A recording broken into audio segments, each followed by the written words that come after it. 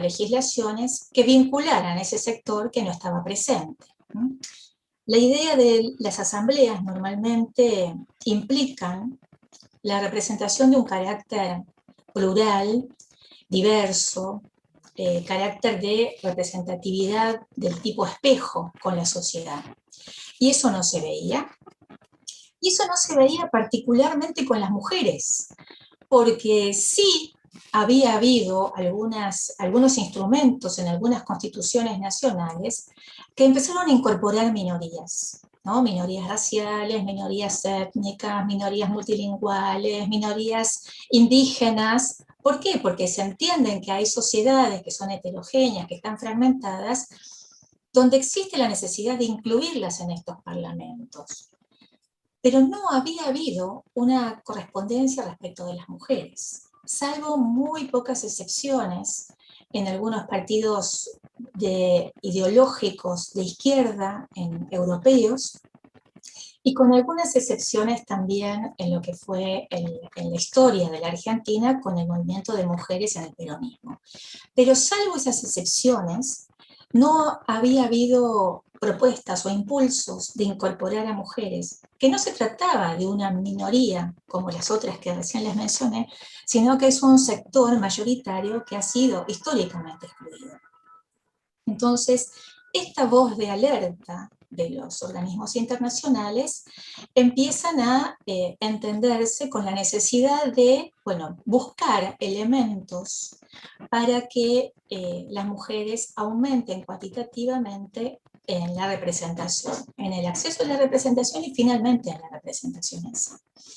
Las cuotas de género entonces fueron las primeras medidas. Argentina fue el primer país en el mundo en incorporar una cuota de género, si bien esta propuesta ya se debatía en Ecuador y Costa Rica. Bueno, Argentina fue el primer país en sancionar una ley de cuotas de género que obligara a los partidos a incorporar un mínimo porcentual de mujeres en sus listas, y este mínimo porcentual fue del 30%. Un porcentaje arbitrario, porque no respondía a ningún parámetro social, pero sí a la negociación política de ese momento para darle un lugar a las mujeres. Después vamos a avanzar un poquito sobre la paridad de género.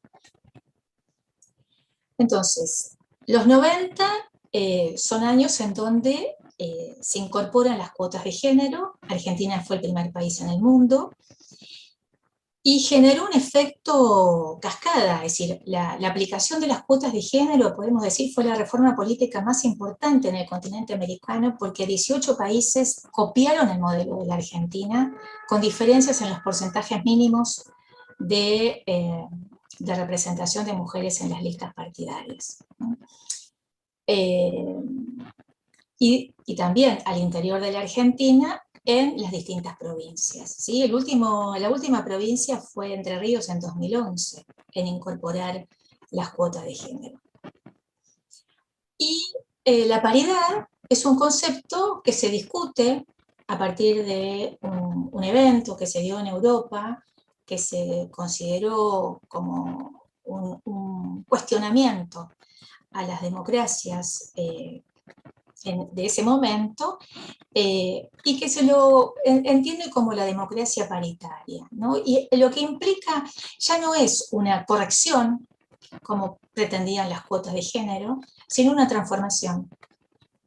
Una transformación a partir de un nuevo pacto social que implique un equilibrio entre géneros, ya no solamente hablando del ámbito político electoral, sino trasladándolo a las otras áreas dentro de lo que es el ámbito público, pero también entendiendo que no hay posibilidades de encontrar autonomía en las mujeres y que es imposible el empoderamiento si no existe un reequilibramiento también de las tareas al interior, en lo que hace a la esfera privada y más bien en el ámbito doméstico. Entonces, no hay empoderamiento sin autonomía, eso es claro. Entonces, estas herramientas, tanto las cuotas de género y la paridad de género, primero las cuotas como una primera aproximación a la incorporación de las mujeres, y ahora la paridad de género el primer país en América Latina en incorporar la paridad de género fue Bolivia, luego Ecuador, y Argentina fue el sexto país ya en América Latina en incorporarlo. Ya no estamos hablando de un porcentaje, si se quiere, arbitrario, que responda a la relación de fuerzas en ese momento en las legislaturas a la hora de sancionar la ley, sino de porcentajes equitativos que responden a un parámetro de densidad poblacional. Y también mejorar las chances desde la oferta partidaria de las mujeres, en lo que implica el lugar de la lista, ¿no? Porque con las cuotas de género ha habido interpretaciones que se extendieron, que ahora lo vamos a ver en un ratito, que normalmente ubicaban a las mujeres en un tercer lugar. La idea de la conformación a través de la alternancia y la secuencialidad uno a uno hace que mejore las chances electorales de las mujeres, en el peor de los casos están en un segundo lugar.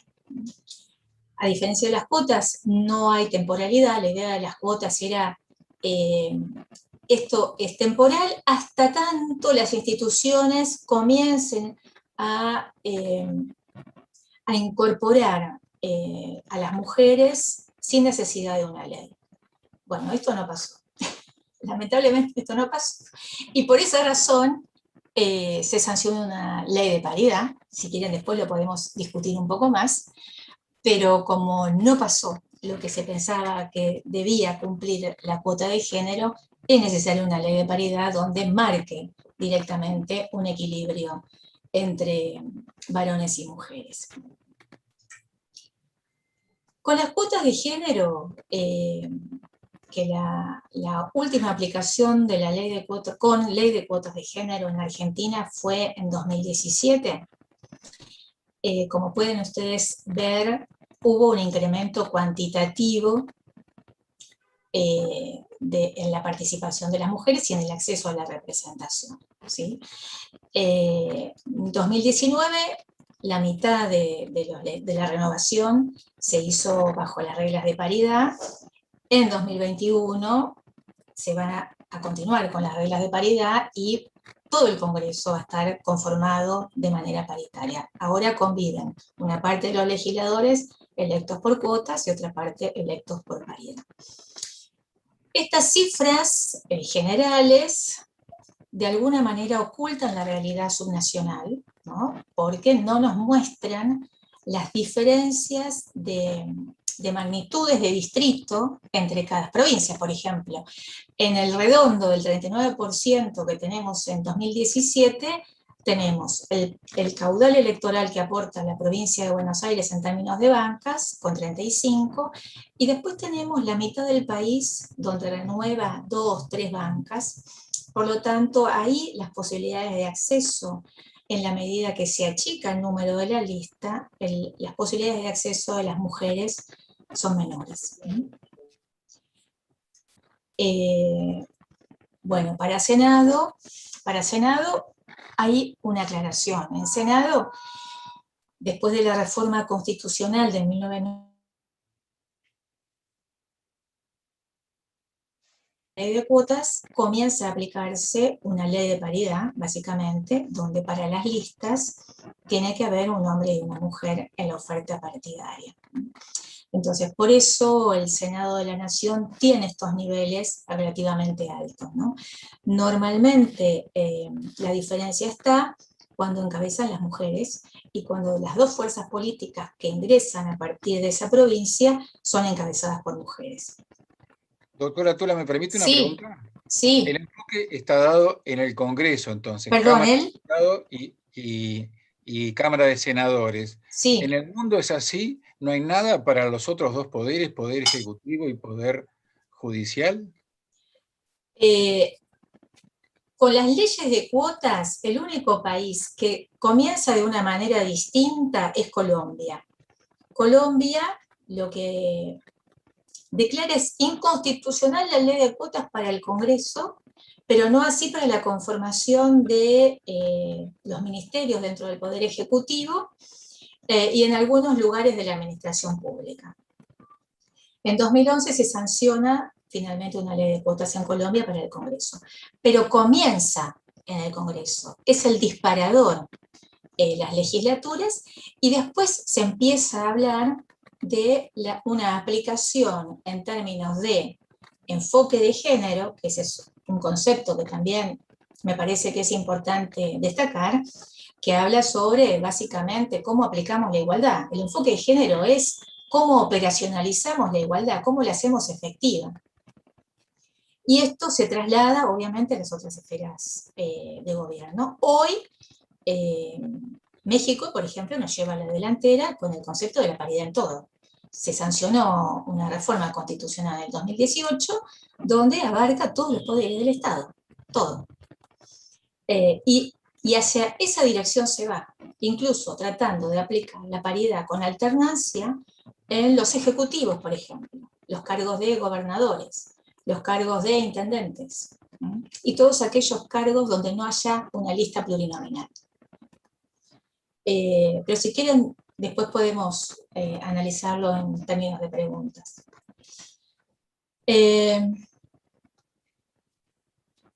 ¿Hay desigualdad o no? ¿Qué pasa cuando se aplica estas medidas que pretenden avanzar cuantitativamente en el caso de las mujeres? En el caso de las leyes de cuotas de género, hubo una interpretación que con una colega, Nelly Dargenti, hemos denominado un comportamiento de los partidos burocrático y minimalista. ¿Por qué? Porque lo que hacían era entender a la ley de cuotas en su mínima expresión, únicamente incorporando el mínimo que la ley establecía como un máximo, a los efectos de poder oficializar la lista y que no lo sancionaran, diciéndole esta ley hasta que no se cumpla no puede oficializarse. Y burocrático porque las posiciones de las mujeres en esa lista también tenían alguna relación respecto de lo que decía la ley, en términos, siempre definidos en términos de sexos, como por ejemplo una mujer cada 2 varones. Y esa fue la configuración de género que primó, básicamente en las listas de los partidos políticos. Por ejemplo, les traigo un ejemplo de una investigación que hicimos con el Argenti, donde tomamos varios distritos subnacionales, aquellos que son más importantes a nivel poblacional, pero me quedo con la ciudad de Buenos Aires para que vean ustedes cómo era la conformación de la lista de los partidos que accedieron al cargo en 2007.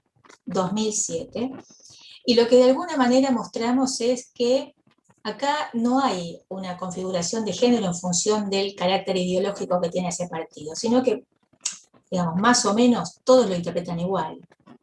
Una mujer cada 2 varones. Y en la medida en que los lugares son menos favorables para las mujeres, ahí empiezan a ubicar a más mujeres. Ahora, esto uno puede decir, bueno, es una investigación de 2007, pero ¿qué pasa? En 2017 esa configuración de género era igual. Acá tenemos un partido, en este caso la lista Cambiemos, que fue la última elección con ley de cuotas, y la configuración de género era igual. Tenemos otro partido, un país, donde también la configuración de género es igual. Entonces, ese comportamiento que denominamos burocrático y minimalista de los partidos políticos respecto de lo que era la aplicación de la ley de cuotas, terminaba siendo un techo para las mujeres, ¿no? Y en este caso una meseta, es decir, en el crecimiento, ¿no? Una meseta en el crecimiento de cuantitativamente en el acceso de las mujeres a la representación. Y por eso la paridad ofrece incentivos con mayores chances, ¿no? Más allá de que les digo que la paridad se entiende con un concepto mucho más amplio que el ámbito político electoral, como cuando comienzan las cuotas de género. Pero esto fue uno de los motivos, esta interpretación burocrática y minimalista que todos los partidos han hecho de las leyes de cuotas, lo que motivó también la aplicación de las leyes de paridad. Nosotros sabemos que cuando uno habla de partidos políticos y de asambleas legislativas, habla de dos esferas, de representación y de gobierno. Y esta es otra de las cosas que también son importantes. Yo les decía al principio que la ausencia de voces hace que no se traten temas que involucran a una parte de la sociedad que no está presente, por motivos que básicamente responden a cuestiones culturales, porque no había razones para que no hubiera mujeres en las listas, básicamente. Si los partidos no incluyeron a mujeres fue porque no quisieron incorporar a mujeres.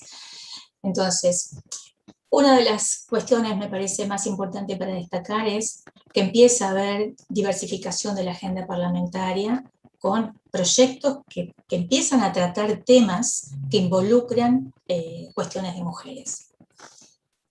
Pero no solamente fueron proyectos, sino también leyes, que también eso me parece que es importante. Ahora,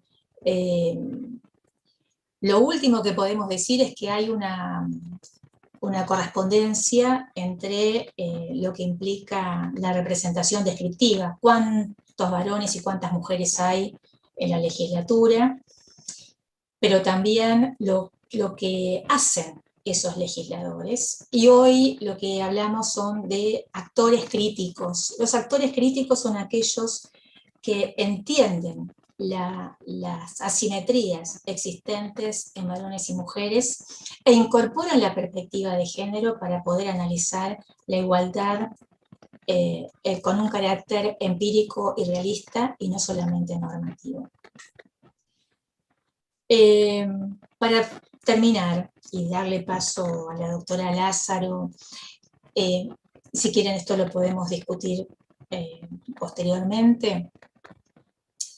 La primera aplicación de la ley de paridad en Argentina en 2019 visibilizó dos cuestiones básicas. Por un lado, que sigue habiendo un comportamiento burocrático y minimalista en esas listas, es decir, si las mujeres antes estaban en un tercer lugar, hoy están en un segundo lugar, ¿no? En un segundo cómodo lugar, como digo yo.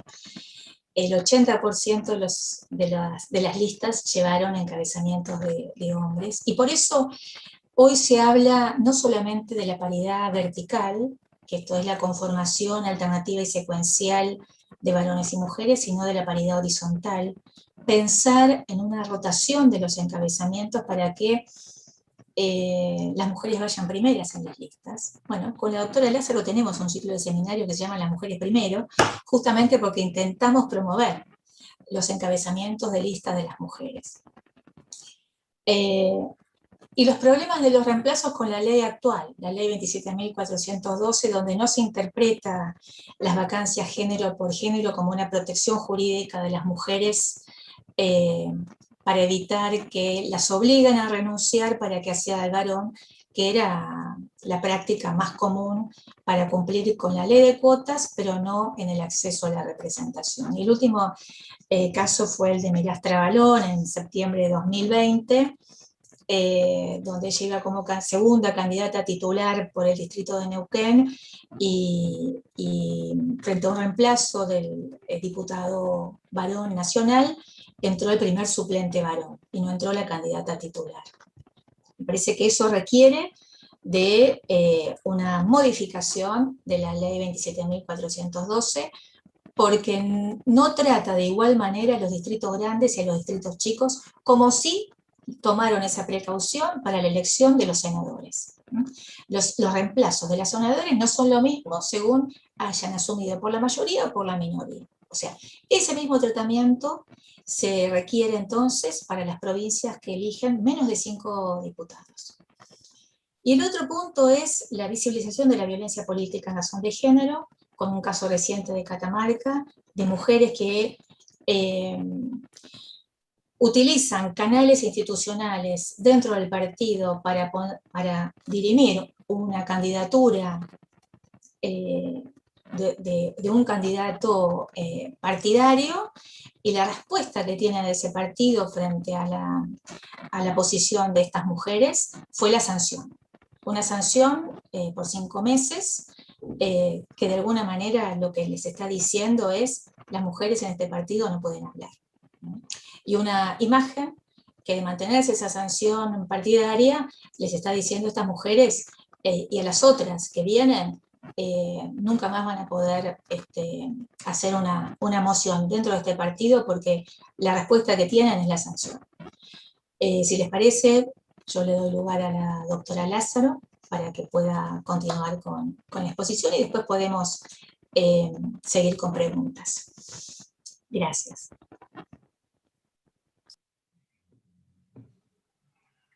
Muy bien, entonces le damos la participación a la doctora Lázaro. Le recordamos que estamos transmitiendo por el YouTube de Periodistas APERA la tercera jornada del curso de formación electoral 2021 y ahora la doctora Lázaro entonces va a hacer su exposición. Hola, buenas tardes. Bueno, en primer término, permítanme un segundito para agradecer muchísimo poder estar con ustedes. Agradezco especialmente a Fernando Ramírez por la invitación y a Emilio Raffo, ambos, ¿sí?, que tan gentilmente me han posibilitado estar acá. Dos cuestiones nada más, ¿sí?, respecto a lo que comentaba la profesora Tula recién, ¿sí? Ella decía en un momento, no es que no había mujeres, sino que no tenían la voluntad de ponerlas en las listas. Piensen que en el periodo 83-89, que es de la recuperación de la democracia, el número de afiliadas mujeres dentro de los partidos políticos más importantes en términos de número, ¿sí?, en algunos superaban el 50% y en otros estaban así, mitad y mitad. O sea que no es que no había una participación de la mujer en las estructuras partidarias, sino que después una cosa era que estuvieran afiliadas y que pudieran, pero esa participación estaba restringida cuando llegaba el momento de ser candidatas, ¿sí?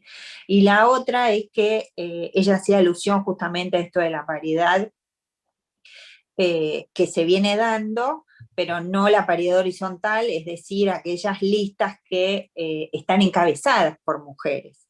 Y esto lo vemos a nivel provincial sobre todo. Nosotros en la actualidad tenemos 21 provincias que han adoptado leyes de paridad para los cargos representativos, y solo una, que es la provincia de San Luis, tiene también la paridad horizontal por un determinado periodo, ¿sí?, es decir, para que encabecen mujeres, ¿sí? Y ahora vamos a ver, cuando veamos dentro del Poder Judicial, por qué también, ¿sí?, esto que mencionaba la profesora Tula es muy importante, porque cuál es la consecuencia, aún con una ley de paridad, como en muchas veces, de acuerdo al sistema electoral del lugar, se termina dando la paradoja de que, lejos de avanzar, se queda o nuevamente vuelven a mostrar una especie de techo de cristal, ¿sí?, en el avance de las mujeres en los órganos representativos.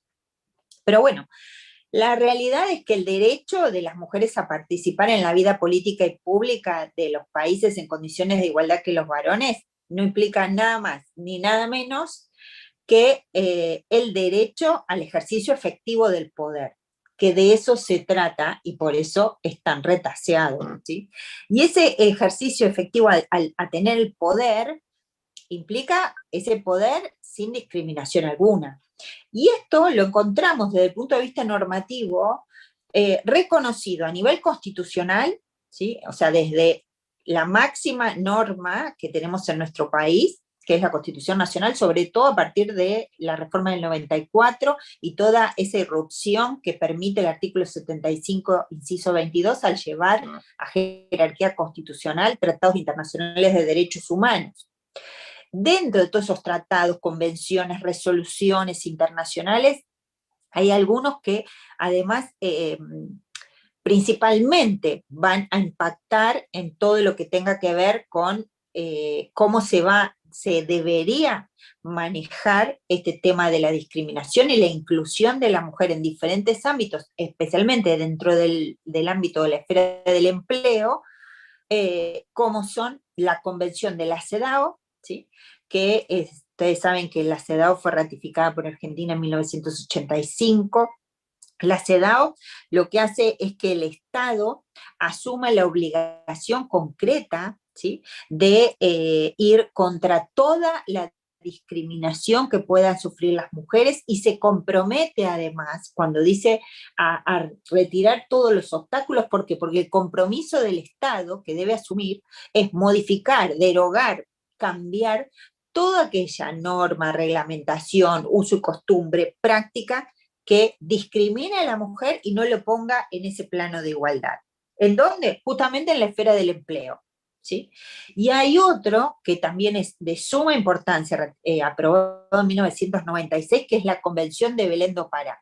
La Convención de Belém do Pará, ustedes saben que establece como derechos fundamentales los derechos de las mujeres al ingreso de las mujeres a todo lo que tenga que ver con el empleo público y en condiciones de igualdad que los varones. Y ahí entonces el Estado asume una doble obligación, en este caso el Estado argentino, y es el ingreso igualitario a los puestos de decisión, no a cualquier puesto, ¿sí? Por eso hago alusión a cómo empezaba, ¿sí?, el tema, y es al efectivo ejercicio del poder. Y para ello se requiere entonces no estar en un cargo cualquiera, estar en un cargo de puesto de decisión, ¿sí? Y además, para quienes ocupan, o sea que hay que promover el ingreso de mujeres a esos cargos, pero además para quienes ocupan esos cargos, el compromiso, ellas deben garantizar, quienes ocupen, toda, todo lo que sea remover cualquier forma de violencia contra las mujeres en todos los planos de su vida, ¿sí? Y este tema no es menor porque tenemos algunos ejemplos que son casi terroríficos, ¿sí? Luego, digamos, en este marco normativo vamos a encontrar, obviamente, desde la Declaración Universal de Derechos Humanos de 1948, Pacto de Convenios Civiles y Derechos Políticos de 1966, la Carta Democrática Interamericana. Es muy importante todo lo que fue la norma marco adoptada por el Parlatino, que adopta, ¿sí?, la inclusión de las mujeres en un Estado paritario, inclusivo. Avanzar, como dice la estrategia de Montevideo y de ONU Mujeres, en los 3 poderes del Estado. Y en todo ese marco, como marcaba la doctora Tula, es que Argentina en 1991 se da el gran hito de la ley de cuotas, en 2017 se avanza hacia la ley de paridad en términos de representación, pero ya ahora empiezan a ver no solo a nivel del Congreso, sino de los otros poderes del Estado. ¿Y qué pasa dentro del Poder Judicial? Un Poder Judicial eminentemente masculino, tradicionalmente masculino, que por lo menos hasta principios del siglo XX se mantuvo así, y como dice una investigadora muy importante que hace un estudio súper interesante sobre el Poder Judicial de Argentina, María Eugenia Gastiazoro, dice, un poder eminentemente masculino y vinculado al poder, ¿sí? Y recién a partir de los años 50, cuando se da la irrupción de las mujeres en el mercado laboral, producto de ese cambio económico, social y cultural, que aparecen las primeras mujeres dentro de este poder. ¿Qué pasa con el Poder Judicial en la actualidad? Porque desde esa época hasta hoy, mucha agua ha caído bajo el puente, ¿sí? ¿Cómo lo vemos hoy? Bueno, algunas cuestiones que empezaron a cambiar y me parece como un hito importante, es que en el año 2009 se creó lo que se conoce como la Oficina de la Mujer dentro del ámbito de la Corte Suprema de Justicia de la Nación. A partir de ese momento, no solo por el trabajo que hace la Oficina de la Mujer en términos de una cantidad de estudios socioambientales que se llevan adelante, que prácticamente no dan abasto y que ayudan muchísimo a todo lo que tiene que ver con tribunales de familia, ¿sí?, y para decidir un montón de causas. En términos de estadísticas, que es el primer insumo que necesitamos a veces para poder lograr, ¿sí?, o llevar adelante algún tipo de política para poder sobrepasar la situación y cambiar esta situación de discriminación y de desigualdad que tienen las mujeres y los varones en el ámbito del Poder Judicial, sobre el que además se sabía muy poco. En el año 2010, la Oficina de la Mujer empieza a elaborar lo que se conoce como el mapa de género.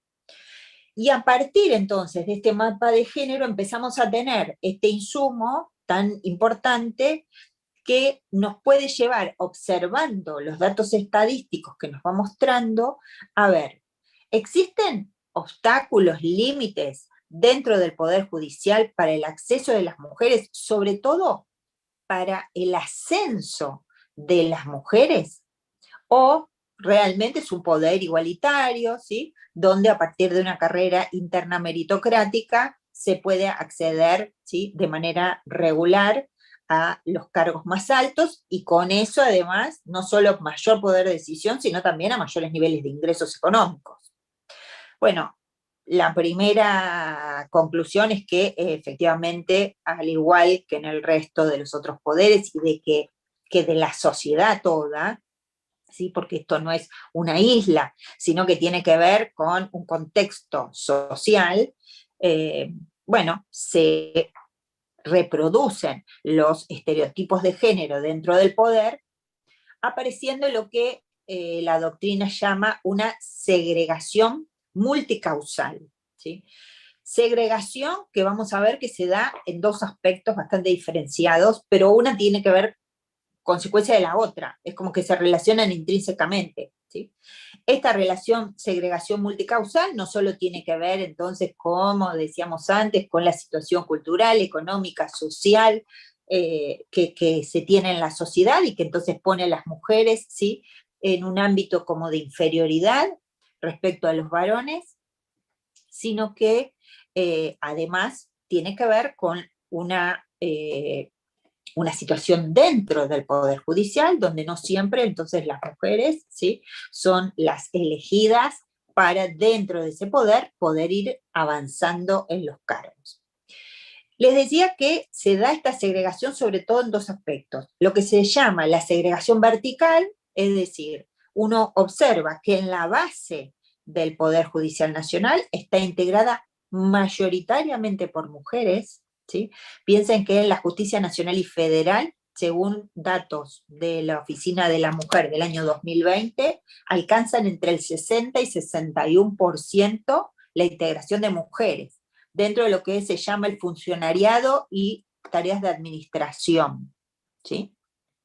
Miren los números, 60, 61% está integrada por mujeres. Es decir, de aquel poder judicial, ¿sí?, que era eminentemente masculino, hoy podríamos decir que, ¿sí?, se está dando vuelta totalmente en términos de cantidad.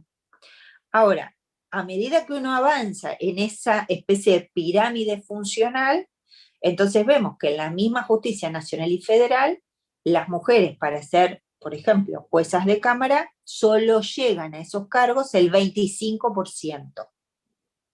Se estima en la relación que se da desde determinados años, que es 2009-2010 hasta la actualidad, acorde a cómo fueron dándose los ascensos dentro del propio poder, y les aclaro, obviamente, que no es condición sine qua non el hecho de poder llegar a un cargo superior, que es ser del Poder Judicial. También puede darse el ingreso desde afuera del poder.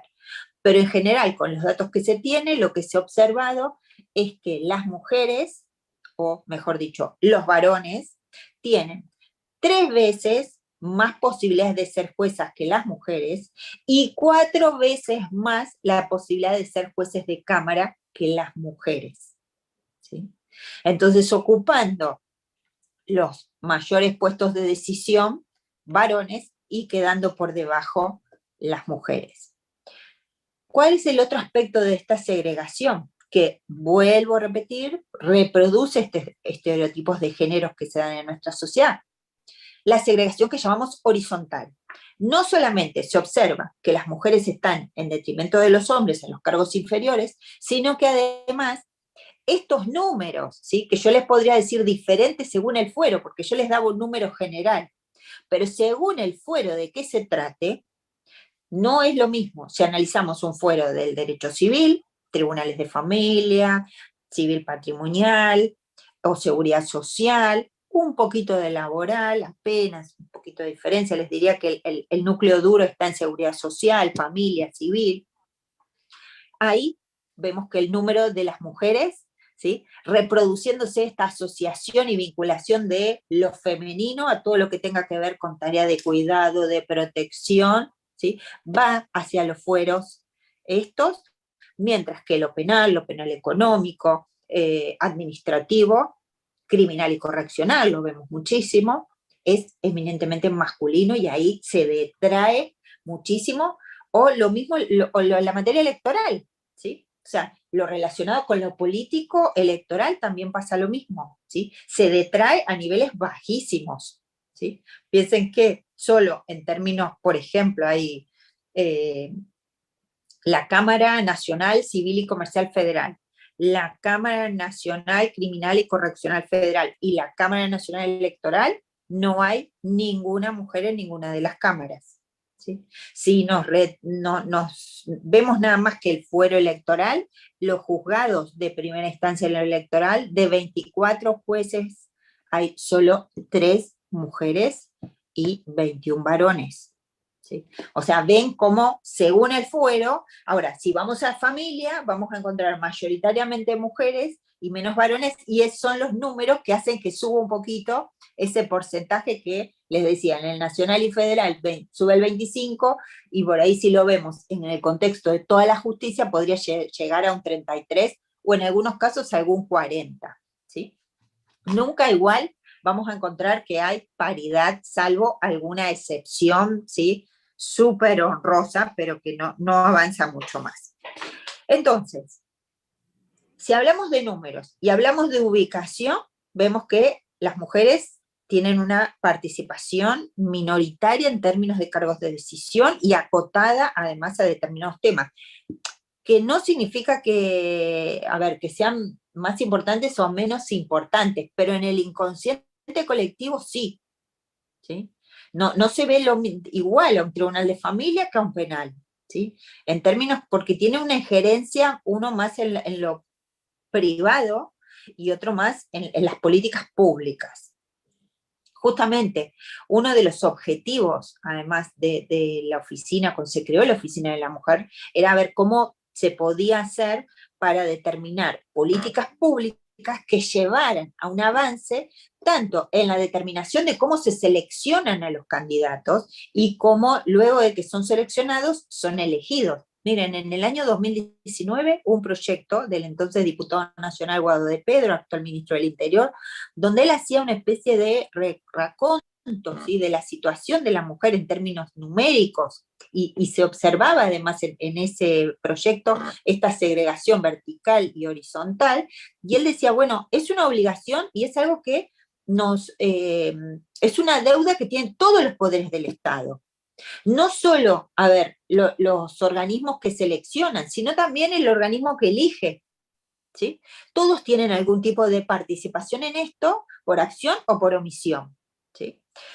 La realidad es que se llegó a una modificación en términos de la selección de jueces en el reglamento del Consejo de la Magistratura. Ustedes saben que todo el proceso de selección se lleva adelante por el Consejo de la Magistratura y luego se eleva una terna al Poder Ejecutivo, y el Poder Ejecutivo tiene la facultad de elegir entre esos 3 primeros de la terna que eleva el Consejo. Bueno, se hizo una modificación al reglamento del Consejo, donde se propicia que dentro de esa terna tenga que haber por lo menos una mujer, para llevar a que esa terna, si no hubiera quedado una mujer, y entonces se establece como una especie de medida de acción afirmativa, trayéndola a quien tenga que no tenga una diferencia de puntaje mayor a 10 puntos del tercero, entonces se saca del lugar al tercer varón y se pone a una mujer. Si me preguntan si esto sirve, la verdad es que no podría darles una respuesta exacta. La realidad, y es muy interesante, un trabajo que hizo el Ministerio Público Fiscal en base a, inclusive, habiendo estudiado el sistema de selección bajo diferentes reglamentos. Y una de las notas que más sorprendió de ese estudio, de esa investigación que se llevó adelante, es, por ejemplo, una de las premisas que siempre se da es que se cree que la mujer, por el hecho de dedicarse también, además de la actividad laboral fuera de su casa, mantener las tareas de cuidado, muchas veces no llega a tener la preparación suficiente para poder presentarse a concursos y están entonces en igualdad de condiciones para la competencia, ¿sí? Que seguramente también es así, y que esto influye también en las mujeres, y entonces también hubo proyectos, por ejemplo, en el Consejo de la Magistratura, para que se diera algún puntaje por tareas de cuidado, para que no vaya en detrimento esta situación donde los hombres aparecen con maestrías, doctorados, ¿sí? Y la mujer no llega a esa situación y por ende se queda en los cargos más bajos y tampoco se presenta a los concursos. Sin embargo, esta situación, que ya les digo, no es que la descarto, ¿sí? Seguramente se da y en una proporción también importante, pero la realidad es que en esos concursos del Ministerio Público Fiscal se observó que las mujeres que se habían presentado tenían más antecedentes que los hombres y mejores antecedentes. Si había muchos másters, las mujeres llevaban doctorados, con muchísimos años, sí, tenían más años las mujeres que se presentaban que los varones que se presentaban. Es decir, les había llevado más años poder formarse y competir en igualdad de varones. Ahora, casi el 70% de esas mujeres quedaron dentro de las ternas. ¿Saben cuántas fueron elegidas? El 22%. Entonces, moraleja, a veces tampoco alcanza con tratar de equilibrar y llevar a las mujeres, ¿sí?, a ese plano de igualdad de donde empieza la carrera. Si tampoco las vamos a elegir, bueno, entonces también ahí nos quedamos cortos a la hora de, y seguimos reproduciendo, ¿sí?, esta desigualdad en términos de redistribución del poder, ¿sí? Estos son los dos aspectos, digo yo, desde el punto de vista estructural que tiene el Poder Judicial, o sea, lo que muestra hacia adentro y hacia afuera. Ahora, ¿cómo se reproduce esto en términos de justicia? ¿Sí? Que es también lo que nos interesa a todos como ciudadanos. A partir del año 94, y con toda esa cantidad de normativa que yo les mencionaba al principio, ¿sí?, hay un cambio de paradigma. Y entonces lo que se empieza a observar es si este Poder Judicial, con esta composición, ha incorporado o no la perspectiva de género. Y la perspectiva de género no es que va a analizarse solamente en términos de, ay, bueno, venga una mujer, lo saco al hombre, sí, así como una cuestión numérica. No, no, no. La perspectiva de género tiene que ver con una conceptualización, con un tipo de análisis, ¿sí?, que se tiene que llevar adelante, pero ese análisis justamente parte del contexto socioestructural, económico, político, cultural del que se parte, y cómo las leyes progresivamente van hacia otros principios. Ese cambio de paradigma que empezó a partir del 94, hay que ver si realmente la justicia lo ha incorporado o no en sus fallos. Porque no solo es esto que le decía del análisis, la perspectiva de género es una herramienta que tiene la justicia, lo que hay que ver es que si la utiliza o no, si la ha incorporado o no. Y la verdad es que en esto, si bien hay una herramienta muy importante que se viene dando, que es la ley Micaela, ¿sí?, que se da para todos los poderes del Estado. Además, la verdad es que hay que ser sincero en esto, y la Oficina de la Mujer, antes inclusive de la ley Micaela, llevaba adelante cursos de sensibilización de género dentro del Poder Judicial, un curso bastante interesante que se había elaborado junto con la Oficina de la Mujer y ONU Mujeres. Pero bueno, yo les puedo decir lo que pasa dentro de los fallos que tienen que ver con la representación política, ¿sí?, en los cargos del Congreso, en los cargos electivos. Y la verdad es que todavía dista muchísimo de que se haya incorporado una verdadera perspectiva de género. La doctora Tula les hacía mención el caso Miras Trabalón.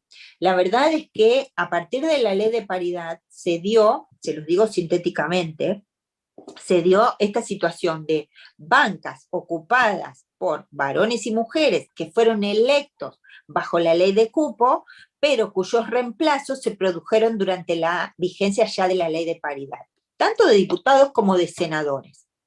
Y la realidad es que cuando le tocó a la justicia electoral interpretar, ¿sí?, quién debía ser el reemplazo, si utilizarse lo que estaba vigente, el sistema de la ley de cupo, que era el sistema de que seguía en el orden de la lista, o el reemplazo de género por género, que es el que establece la ley de paridad, bueno, a mi modo de ver, se hace y se termina haciendo de parte de todos un análisis eminentemente positivista, pero minimalista también.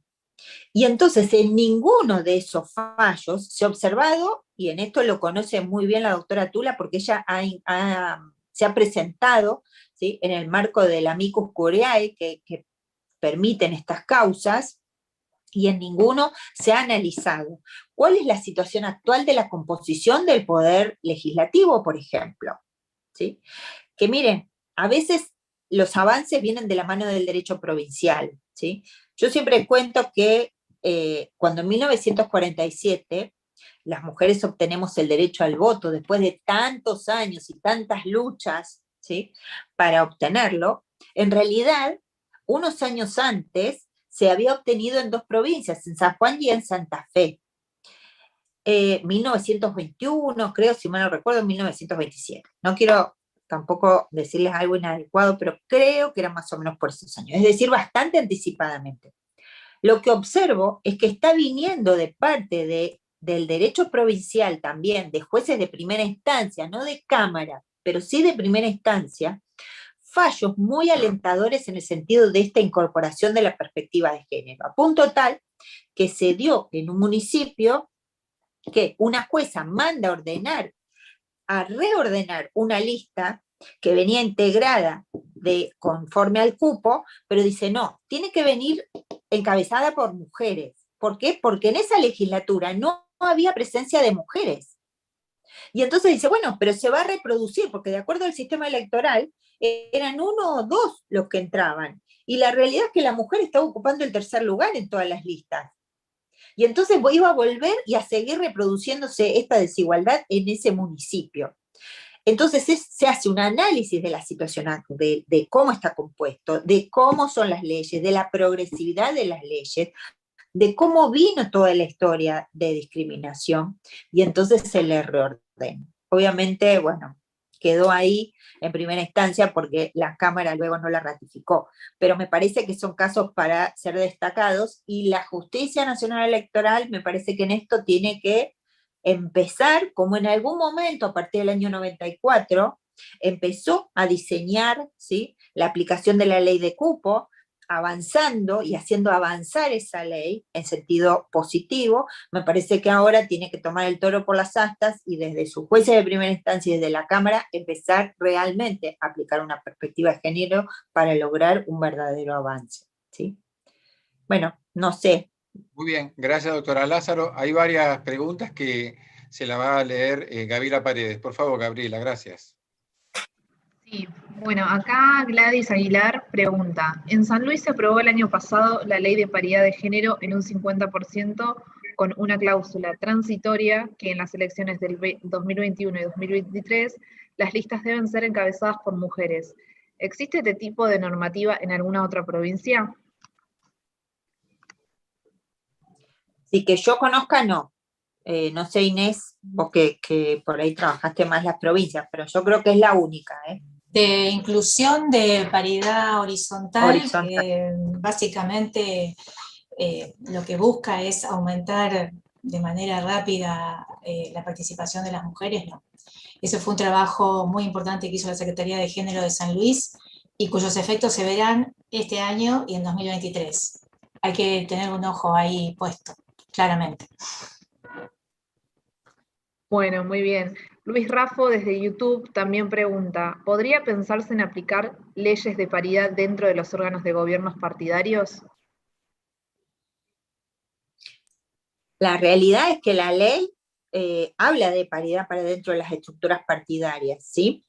Lo que pasa que, bueno, que en ese sentido, yo no sé si se está haciendo un verdadero control sobre eso y cómo se va a manejar, porque durante muchos años también se debieron adoptar y modificar las cartas orgánicas para incluir el cupo dentro de las estructuras partidarias. Y pasaron, les digo, más de 9, 10 años, hasta que hubo un fallo que le exigió a una organización política que se cumpla la causa Villar, ¿sí? Pasaron muchos años hasta que se exigió, o sea que, y ahora, bueno, están previstos, no por ahí como nos gustaría, pero bueno, ustedes saben que siempre es lo posible, ¿sí? Y uno se pone contento aunque sea porque salga una ley, aunque no sea el mejor texto.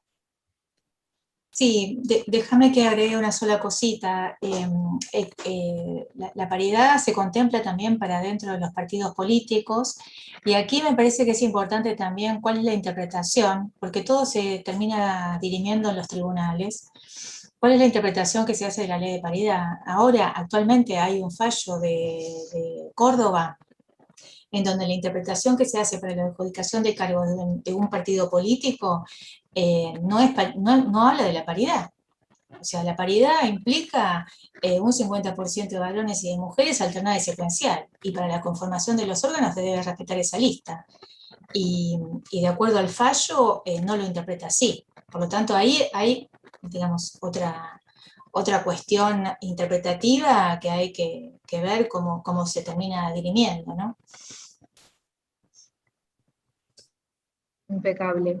Bueno, acá Alfredo Goichman también desde el chat pregunta, cuando se le preguntó a una experimentada legisladora nacional por qué la ley de paridad o aún antes ley de cupos, cuando la mujer por capacidad está en condiciones, si se diera la circunstancia de que todo el Congreso fuera integrado por mujeres, respondió, no sabes cuántas veces tuvimos presiones para renunciar y dejar el lugar a legisladores varones. En este contexto pregunto, ¿hubo presiones para que la ley de paridad sea dejada de lado u obviada? Todo el tiempo hay maniobras de los partidos políticos para burlar la ley. Todo el tiempo. El primer ejemplo fueron las leyes de cuotas, ¿no? Esto de cuáles fueron los obstáculos de las leyes de cuotas. Bueno, esto es una cuestión, es decir, las mujeres eran incorporadas en las listas solamente para poder oficializarla y luego eran obligadas a renunciar. Esto hoy es considerado violencia política de género. Y no nos vamos muy lejos, 2011, el primer caso que se hizo conocido de Ramona Pucheta con Ramón Castells, en 2019 en una elección del Consejo Deliberante de Santa Fe, renunciaron 3 mujeres para que acceda al varón. O sea, estas prácticas políticas se siguen dando. Lo que pasa es que lo que se hacen con las leyes que se aprueban posteriormente es ir incluyendo artículos para evitar estas maniobras políticas.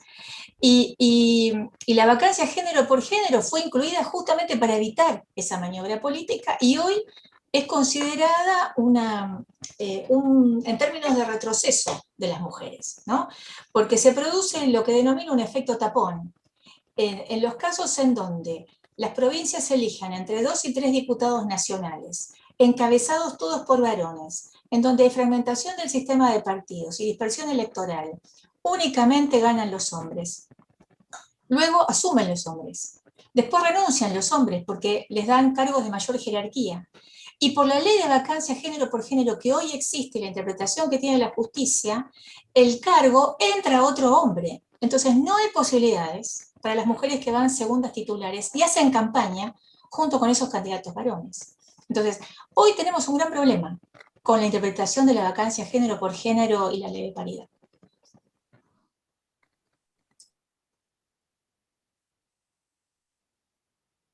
Muy bien, ahí también Marcelo Irastorza, del diario Puntual de Río Cuarto, pregunta, ¿cuál es la traba que impide la paridad de género en las listas de diputados? Bueno, Lautaro, me parece que un poco ya te lo respondí. Son las maniobras que hacen los partidos políticos para burlar la ley. Por ejemplo, en este fallo que todavía no lo leí de manera completa de tu provincia, de Córdoba, entiendo que la justicia federal lo que atiende son los argumentos de los tribunales electorales, de la Junta Electoral del partido, que no interpreta la paridad como la definimos, conceptualmente, ¿no? Entonces, eso es una maniobra política para no cumplir con la ley de paridad, que la ley obliga, básicamente. Muy bien, y siguiendo con esto, María Luisa Moreno pregunta en YouTube, Melina Gallegos, en caso de que alguna mujer tenga un cargo público y se ejerce violencia de género contra ella por parte de un superior, ¿a dónde puede acudir para denunciar? Bueno, en esos casos, por empezar, hay una cuestión administrativa que tiene que seguir todo para poder terminar, digamos, antes de poder ocurrir ante la justicia, ¿sí? Y bueno, ya hay casos inclusive que pueden llegar al MEXEBI, ¿sí? O sea que hay diferentes pasos que se pueden ir dando, ¿sí? Para poder resguardar esta situación. Sí, y yo agregaría otra cuestión. No es fácil, ¿sí? Que no es fácil, ¿sí? Porque depende también en qué ámbito se da, ¿sí? Qué permisividad hay en el lugar, ¿sí? No es nada fácil. A veces se terminan haciendo las denuncias por afuera porque no se logra, digamos, traspasar el organismo donde se da la situación de violencia. Sí, o la situación de amenaza es tal frente a la persona que hace la denuncia que termina desistiendo de hacerla, simplemente por los excesos que hay frente a esa denuncia. Es peor hacer la denuncia que vivir el momento de desigualdad que se está viviendo. Bueno, impecable. Ahí también Emilio Raffo comenta, la primera etapa de la aplicación de la cuota de género, al menos en la provincia de Buenos Aires, fue realmente de ciencia ficción, como señalan ambas expositoras, aun cuando se estableció un mínimo por sexo. Al promulgarse la ley de paridad en la provincia, el gabinete estaba integrado exclusivamente por hombres. Como bien señala la doctora Lázaro, falta una verdadera perspectiva de género. La provincia de Buenos Aires estableció el voto femenino en la Constitución de 1934, pero nunca se legisló. En YouTube también comenta María Luisa Moreno que el problema de la paridad siguen siendo los cargos expectantes y los encabezados de listas, porque siguen siendo los hombres los que encabezan y el desafío son los cargos uninominales. Bueno, creo que no hay más preguntas, así que ya damos por cerrado acá la parte de preguntas. Muy bien, gracias Gabriela. Bueno, le agradecemos especialmente entonces a la doctora Tula y a la doctora Lázaro que hayan dado esta videoconferencia. Les cuento que APERA tiene 3 ejes de creación y uno de ellos es perspectiva de género, así que analizamos todos los temas que tienen que ver con esto porque pensamos que es una deuda pendiente de los argentinos y del mundo, y los otros 2 ejes son, como les comentaba al principio, es una agenda federal. En APERA participan más de 300 periodistas de todo el país, en un pie de igualdad, no son más importantes de un distrito que los de otros, sino todo lo contrario, y también visibilizar los derechos de la Argentina sobre las Malvinas. Y entonces, como les decía, perspectiva de género es muy importante porque es una cuota pendiente de todos los argentinos, así que vamos a estar comunicados a partir de este momento todo lo que podamos. Pasan a ser, si ustedes desean, asesores de APERA en estos temas, así que le agradecemos mucho a ambas. Bueno, por mi parte les agradezco muchísimo de nuevo la invitación, me encantó estar acá con ustedes, y bueno, y paso mi aviso, porque con la doctora Tula, el 13 de mayo a las 17 horas, en este ciclo al que ella hacía referencia de las mujeres primero, vamos a tratar justamente el tema de la igualdad en el Poder Judicial, y tenemos como invitadas a la profesora e investigadora CONICET, María Eugenia Gastiazoro, a la magistrada Mónica Soto Fregoso del Tribunal de la Federación de México. México, como veíamos antes, la verdad es que es un país que está avanzando muchísimo en términos de paridad, y tenemos también como invitado al presidente del Consejo de la Magistratura, al doctor Diego Molé. Así que los esperamos a todos. Les vamos a mandar el link. Buenas tardes. Alejandro, por favor, te pedimos el link porque muchas periodistas y muchos hombres también estudian y siguen la perspectiva de género especialmente, así que seguramente van a estar interesados todos. Doctora Tula, muchas gracias. Bueno, gracias. Gracias a ustedes por la invitación, un placer. Buenas tardes a todos, buenas tardes colegas, y el viernes que viene entonces a las